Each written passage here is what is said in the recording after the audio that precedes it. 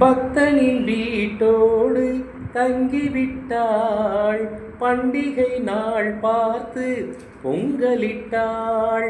காமாட்சியோ மீனாட்சியோ அபிராமியோ சிவகாமியோ அம்பிகை இங்கொரு கன்னிகை என்றொரு உருவம் எடுத்து உலவி நடந்து வந்தாள் மகாலட்சுமியே.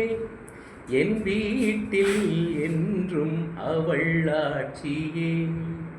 அடியேனின் குடி வாழ தனம் வாழ குடித்தனம் புக வந்தாள் மகாலட்சுமியே. என் வீட்டில் என்றும் அவள் ஆட்சியே. ஏ